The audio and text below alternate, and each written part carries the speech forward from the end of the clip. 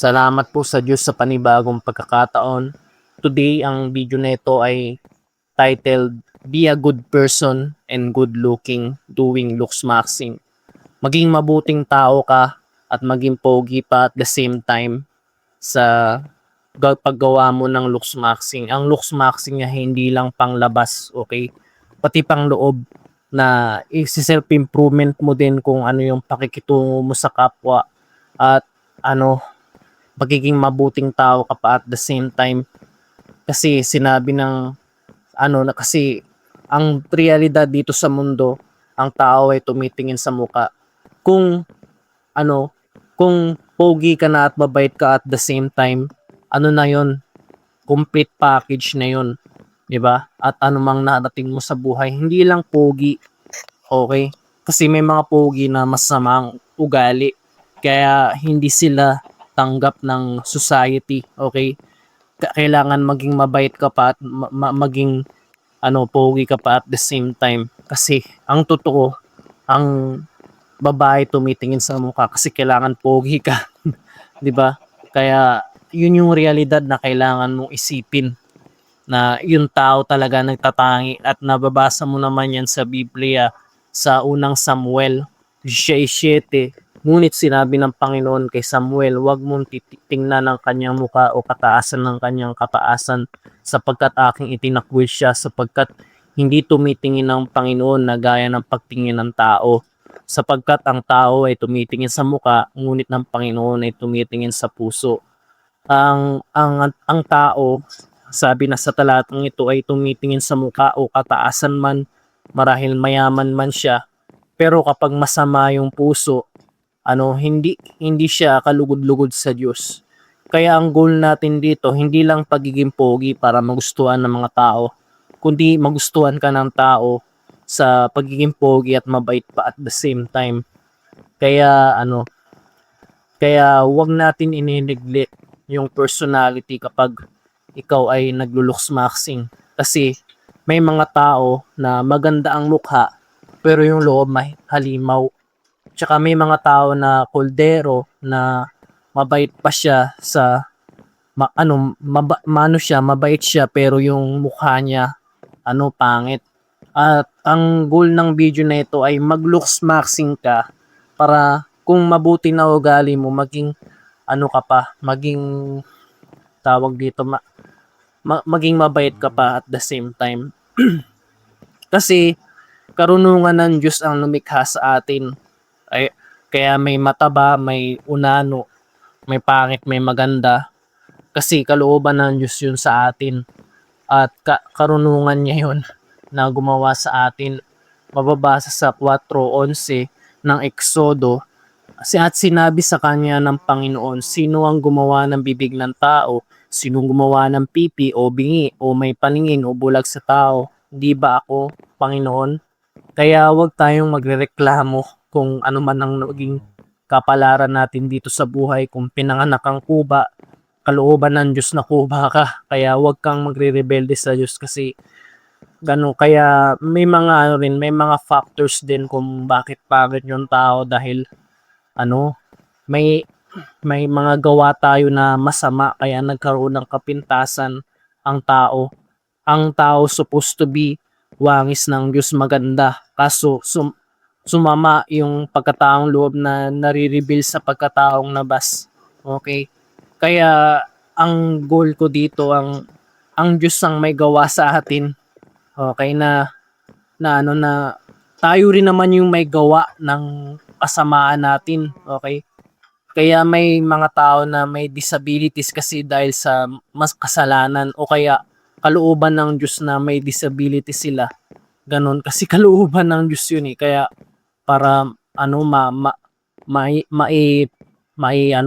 tawag dito, malaman ng tao na magpakumbaba na ang Diyos kayang gumawa ng pipibingi, ibig sabihin makapangyarihan ng Diyos. Okay? Kaya wag tayong magrereklamo. Kaya ang goal dito sa video na ito ay magsanay ka ng mabuting budhi habang ikaw ay naglo-looks maxing. Kagaya ni Pablo na Gawa 24:16, Dahil nga rito'y lagi akong nagsasanay na magkaroon ng isang budhing walang kapaslangan sa Diyos at sa mga tao. Kaya wala siyang kapaslangan sa Diyos at mga tao kasi ginawa niya yung kalugod-lugod sa Diyos at sa mga tao. Kaya kailangan mo ring maging kalugod-lugod sa tao. Kaya ganun talaga na kailangan malinis yung puso mo at mukha ka pang malinis, pogi ka pa kasi ganun talaga. Kasi ano yan, kaya ang puso, spiritual yung mahalaga, okay? Pag naglo-looks maxing tayo. Siyempre, kapag ikaw ay malinis, siyempre malinis ka rin sa katawan. Kung malinis ang puso mo, dapat makita yun sa katawan na malinis ka rin kasi kung marumi naman ang puso mo, dudumi din yung paglabas, ang panglabas mo. Okay, sasabihin ko yan mamaya sa video na ito kung bakit may pangit kasi dahil sa mga kasalanan natin. Okay? At si Satanas yung may gawa na dungisan ng puso natin para tayo ay papangitin o kaya pag magpalalo dahil maganda tayo o kaya pogi tayo. Kaya ingatan din natin yung ating puso kapag naglilingkod tayo sa Diyos. Okay? Kasi madadaya tayo ni Satanas na pagagawan tayo ng masama para guluhin yung looks maxing natin. Okay, mga brothers and sisters? Mababasa sa 2 Korinto 1:3, ngunit ako'y natatakot baka sa anumang paraan kung paano si Eva ay nadaya ng ahas sa kanyang katusuhan at ang inyong walang malay at malinis na pag-iisip ay na kay Kristo ay pasamain. Kaya magsanay tayo ng mabuting budhi habang tayo ay naglo-looks-maxing. It takes years, okay, nang magsanay ka ng mabuting budhi.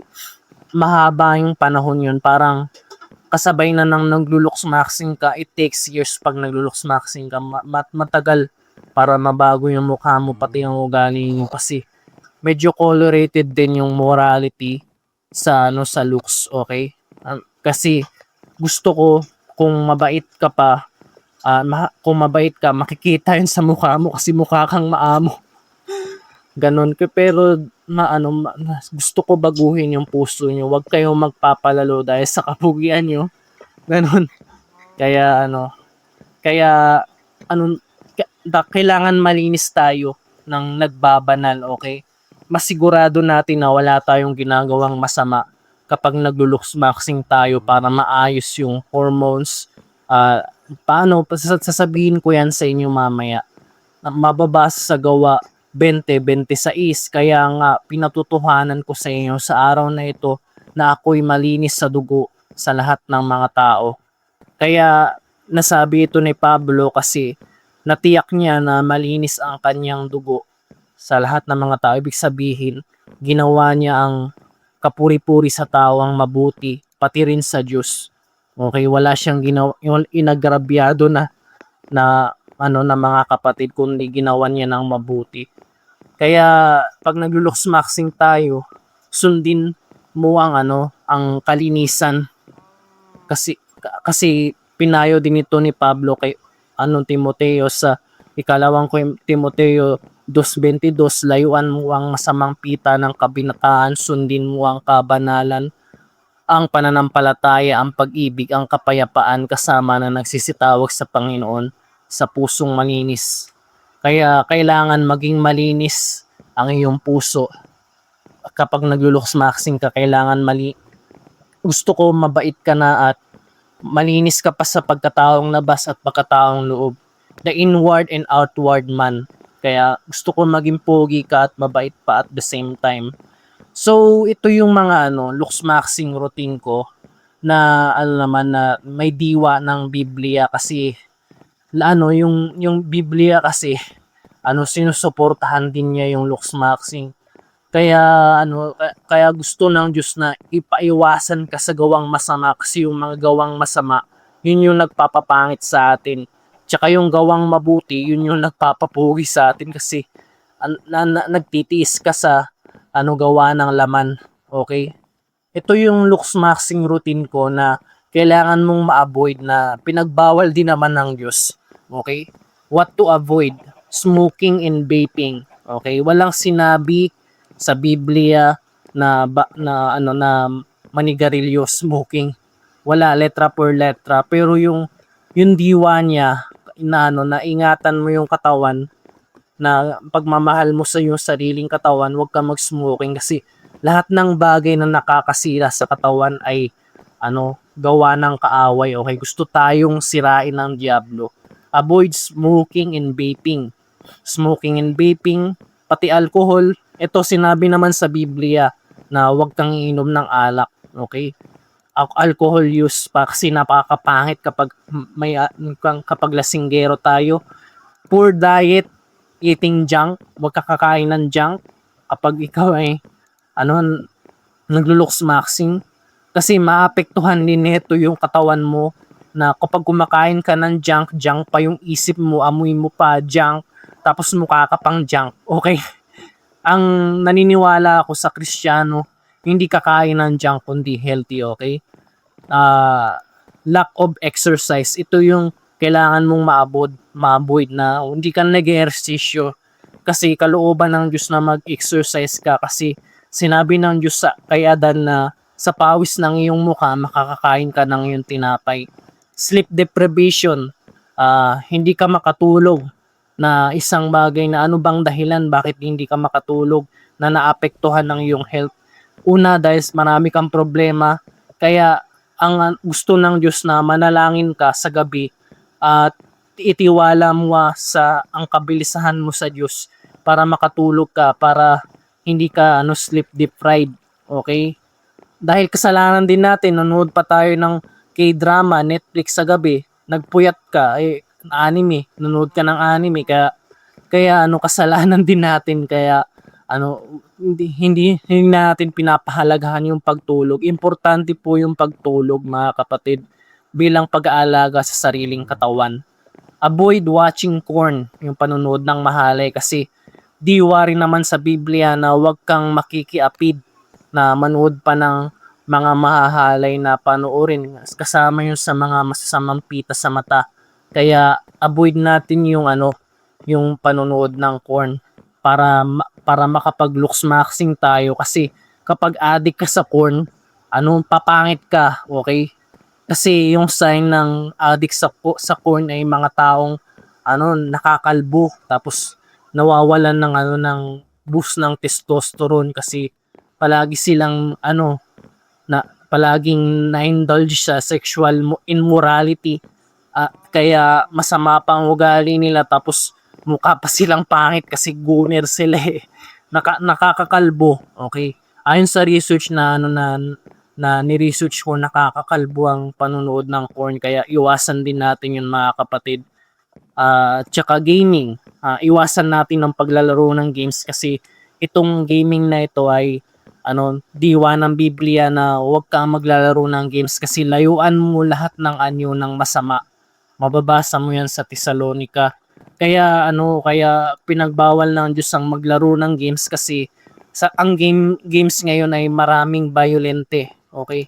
May mga violente na games na barilan, tapos pagpatay ng tao, mga gore, mga na patayan talaga, na inuudyok sa iyo na pumatay ng kapwa, na i-imprint yun sa utak ng mga bata, kaya magiging mamamatay tao rin sila, kasi yung mga nilalaro nilang characters pumapatay ng tao. Kaya hindi bawal sa atin Kristiyano na maglaro ng games. At makakapangit din yung paglalaro ng games, kasi lagi kang stress, siyempre palagi na lang talo, lagi kang galit sa mga kaaway mo na kinakalaban mo sa games, kaya nakakapangit din ng paglaro ng games. Gambling, bawal din mag-gambling, kasi yung gambling ay nakaka-addict. Ang kaya diwa ng Biblia na huwag kang magsusugal, kasi masama yun, kasi gusto ng Diyos na lingapin mo yung pamilya mo sa pamamagitan ng pagsuporta mo sa pinansyal. Pero dahil sa pagsusugal mo, napapabayaan mo na yung pamilya, na imbis na pangkain mo bigas, pambili ng bigas, ay pangsusugal mo, kaya masama po ang pagsusugal, mga kapatid. Adultery, yung pangangalon niya, yung pagbabago-bago ng girlfriend, tapos nagka-casual sex, Mali yun mga kapatid kasi nakakaano apekto ito sa ating mental health kung palagi na lang tayong nakikiapid. Okay? Nasisira yung natin, yung morality, okay? Na parang dahil sa wala nang pag-ibig, wala kasing pag-ibig, gusto lang magsarap-sarap lang. Yun, ano yun, laban yun sa budhi. Kaya kung di ka ba nasisi kapag nangangalo niya ka, niloloko mo yung asawa mo, na pinapagtaksinan mo, tapos isipin ka sa ibang babae o ibang lalaki. Masama yun. Ayaw ng Diyos yun. Gusto ng Diyos isa lang ang asawa. At ito naman, fornication, yung pakikiapid, halos parehas lang to ng ng may asawa ka na, gusto mo pa ibang babae o kaya nanonood ka ng mahalay. Yun, infidelity yun sa Diyos. Ayaw yun ng Diyos. Gusto ng Diyos sa asawa mo lang ikaw magkakagusto. Kung ikaw naman ay single, huwag kang manood ng porn, okay? Kasi naapektuhan nito yung may brain rot ka, okay? Nagkukos yun ng anxiety at tapos hindi pagtitiwala sa sarili kasi kapag palagi kang nanonood ng porn, hindi ka matututong mangliligaw. Tsaka may sakit ka pa na depression kung palagi ka na lang may sakit ka ng depression kung palagi kang nanonood ng porn. Nakaka-depress nga pag nanonood ka ng porn Kaya yun yung iiwasan natin kapag naluluksmaxing tayo. Stress and anxiety, wag tayong masyado stress, okay? Wag tayong masyadong anxiety. Tapos nagle-lead ito sa depression. Okay? Lahat ng gawang masama ay nakaka-depress. Yun po yung totoo mga kapatid. Kaya ito yung mga bawal mong gawin.